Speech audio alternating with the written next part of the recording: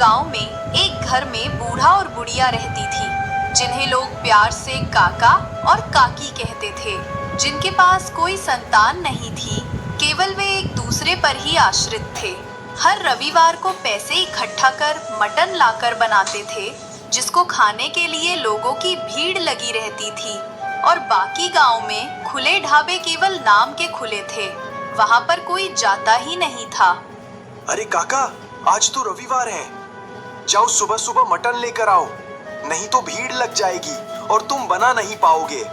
और आज तो करो, तुरंत जाओ, चाहे पैसे पहले ही ले लो, लेकिन मटन तो हमें खाना ही है, क्योंकि काकी के हाथ का मटन का स्वाद ऐसा है कि कोई एक बार खा ले तो जिंदगी भर भूल नहीं पाएगा।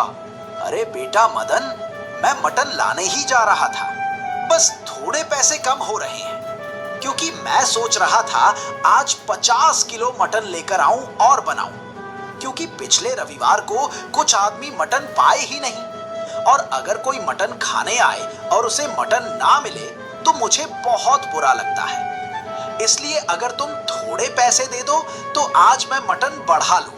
काका की इतनी बात सुनकर मदन काका को कुछ पैसे देता है। काका पैसे लेकर मटन खरीदने बाजार निकल पड़ते हैं।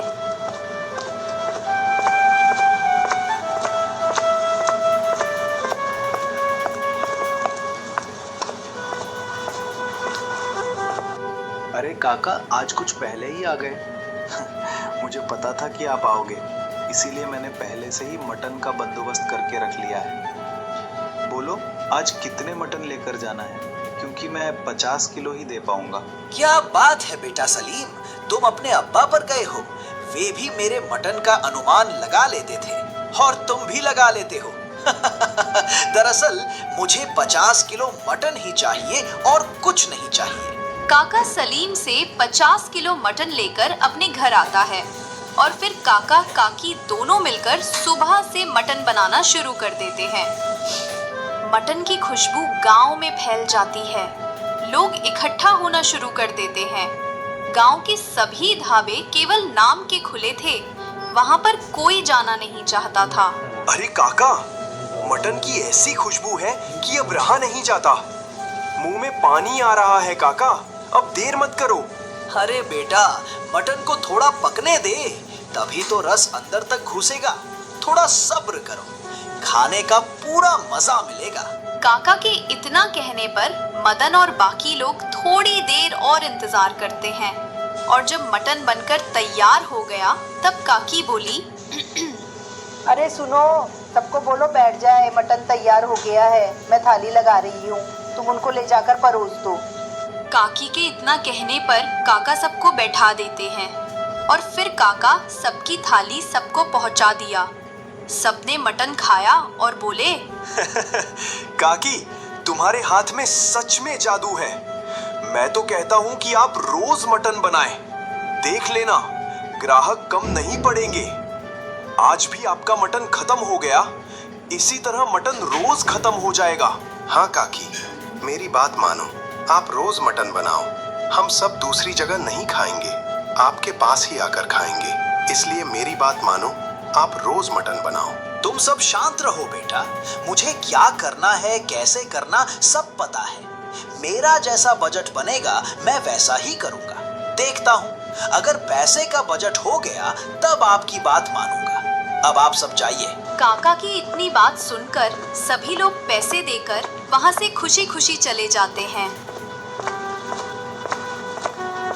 सभी लोग के जाने के बाद काकी काका से कहती हैं, सुनो, क्यों ना हम अपना एक ढाबा खोलें, क्योंकि अगर हमारे अंदर इतना हुनर है तो हम इतना कम पैसा क्यों कमा रहे हैं।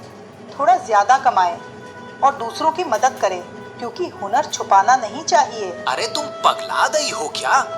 किसी तरह व्यवस्था करके मैं रविवार को मटन लाता हूँ। बस एक शौक है मटन बनाने का।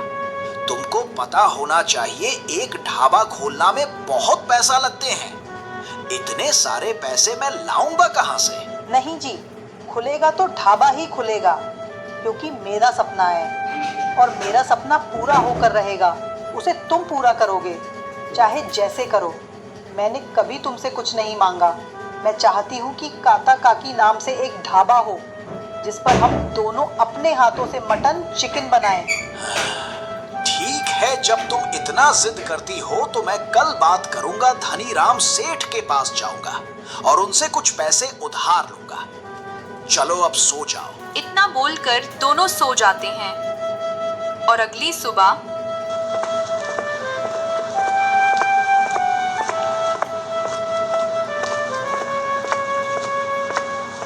अरे काका, मेरे यहाँ कुछ मेहमान आने वाले हैं और मैं चाहता हूँ कि मेरे लिए मटन बना दो, क्योंकि अगर आपका मटन वो खाएंगे तो रिश्ता पक्का हो जाएगा और मेरी बहन की शादी एक अच्छे ग्रे हो जाएगी। मतलब तुम्हारी बहन के लिए रिश्ता आया है? मतलब रिश्ता देखने वाले आ रहे हैं? क्यों नहीं बनाऊंगा, बिल्कुल मैं बनाऊंगा। तुम जाओ मटन लेकर आओ और मैं उसे बेहतरीन तरीके से बनाने की पूरी कोशिश करूंगा, जिसे खाकर वो खुश हो जाएंगे। मोहन इतना सुनते ही सलीम के पास जाता है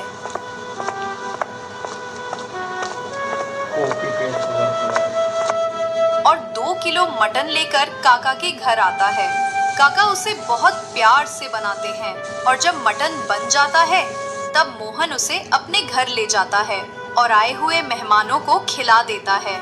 मेहमान उस मटन को खाकर बहुत खुश होते हैं और फिर मोहन से कहते हैं, भैया, रिश्ता पक्का समझो, बस हमें उससे मिला दो जिसने ये मटन बनाया है, क्योंकि मेरा बचपन से सपना था एक ढाबा खोलने का, लेकिन मुझे कोई बेहतरीन कारीगर मिला ही नहीं जिससे मैं मटन बनवा सकूं, इसलिए तुम मुझे उससे मिलाओ। हाँ भैया, बिल्कुल, आपको उनके पास ले चलता हूँ। दरअसल इस मटन को हमारे गांव के काका काकी ने बनाया है। वे दोनों मटन बनाने के बहुत ही बेहतरीन कारीगर हैं। जो भी उनके हाथ का बनाया हुआ मटन चिकन खा ले, मैं कसम खाकर कहता हूँ वो कभी दूसरी दुकान पर जाएगा ही नहीं। हाँ भैया, मैंने देख लिया, ऐसा मटन मैंने पहले कभी खाया ही नहीं। अब मुझे तुरंत उनके पास ले चलो, थोड़ी बात करनी है। मोहन अपने उस मेहमान को काका के पास ले जाता है।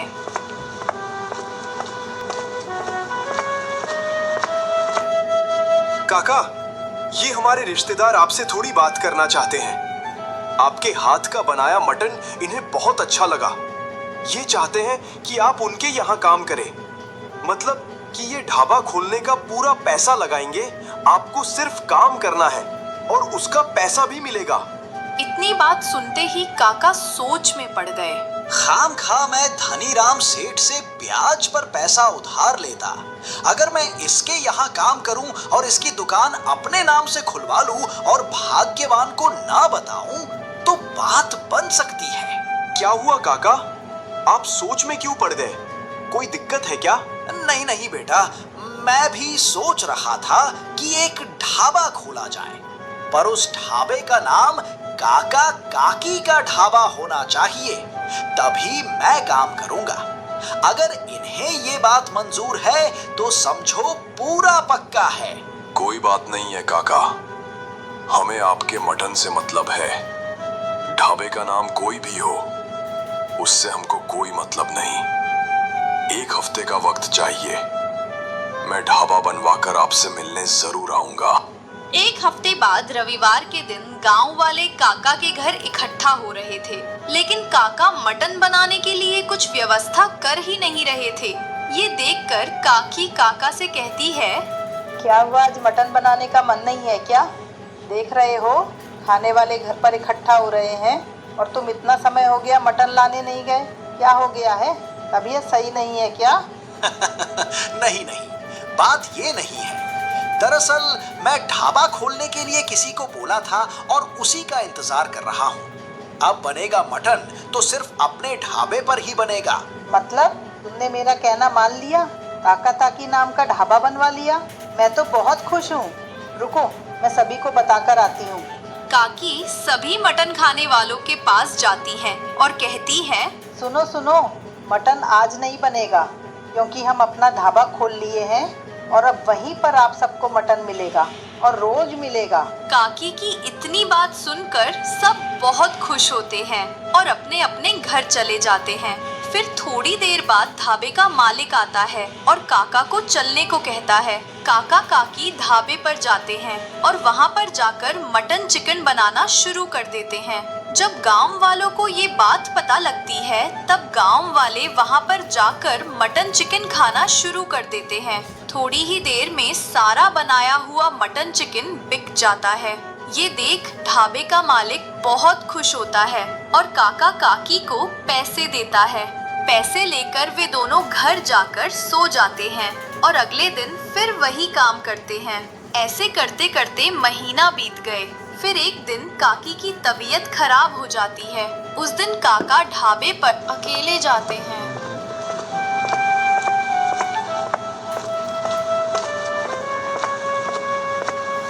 सुनो, आज तुम्हारी काकी की तबीयत खराब है, इसलिए तुमको मेरे साथ हाथ बटाना होगा।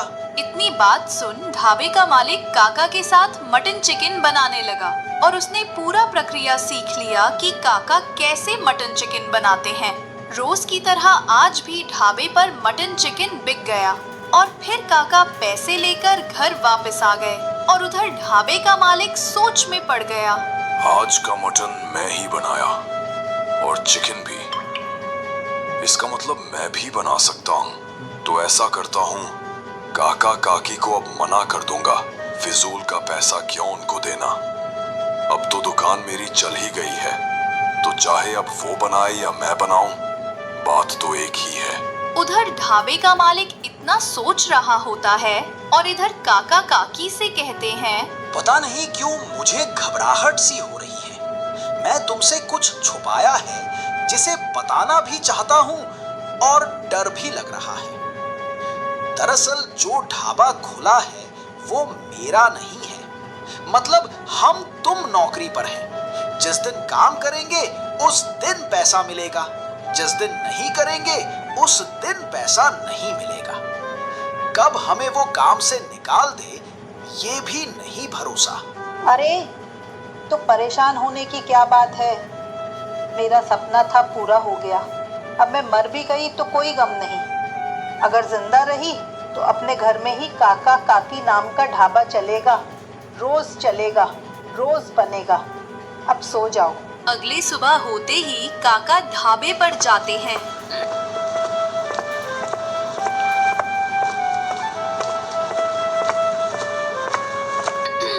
ढाबे पर जाते ही ढाबे का मालिक काका से कहता है, काका माफ करें, मैं आपको ढाबे से निकाल रहा हूँ क्योंकि मैं भी बचपन से सोचता था कि मैं एक ढाबा खोलूंगा और उस पर खुद काम करूंगा।